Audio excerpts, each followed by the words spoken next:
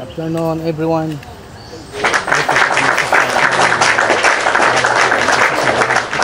Sa Macau. Ngayon guys, nakita ko yung aking ano ba yan? Ba't ang mukha natin ang ipinapakita? Yan, nakita ko yung misis ko. Halos magreklamo na siya sa sakit ng kanyang paa. Oh no! Alam mo naman, pa-senior na. Talagang yun na ang result ng alisin mo yung ano sa mukha mo.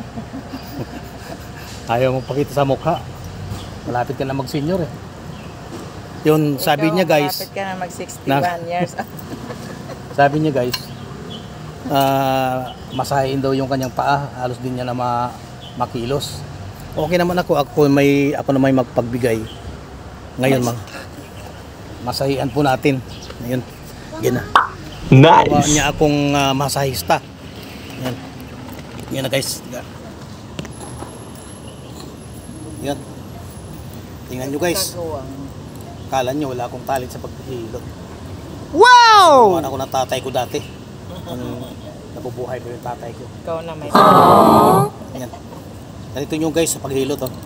Pagpaa, unahin nyo po dito sa gitna mismo. Kasi andito yung puso eh. Itong gitna na to. Ito yung puso. kanya na No. ano? Tapos ito naman, ito yung sa bandang liig. Ito banda ito. Look, bandang pataka-taka lang po. Ito kabilang liig naman.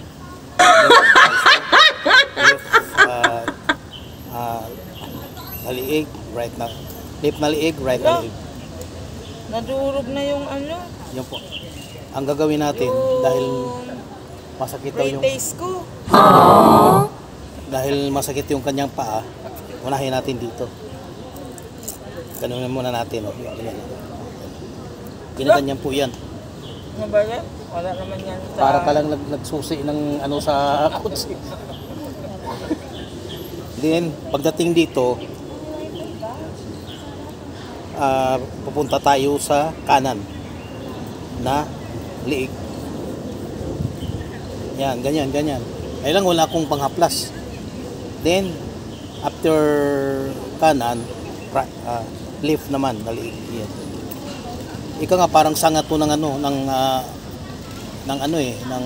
tirador. Ganyan ang forma yan, oh, yan. Tapos ganyan. Tapos Aray ko, sakit. ganyan nga yan. Yung hawak mo masakit, hindi yung ilok. Tapos saka mo siya iganyan ang mga daliri, oh. Imasahe mo siyang palabas ganyan, para dumalaw yung dugo. Then bila yan. Tapos dito. Tapos dito. Tapos dito.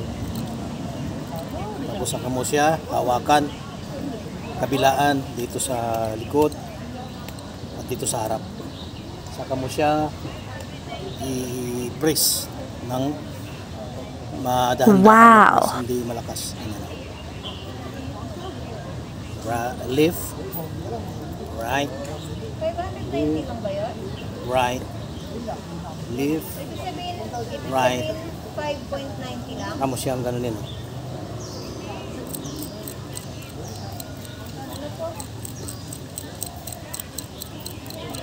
Para dumalo yung kanyang dugo. Wow! Hindi, kay mama yun eh. Si mama nagpalit ng 1,000. Yun lang guys.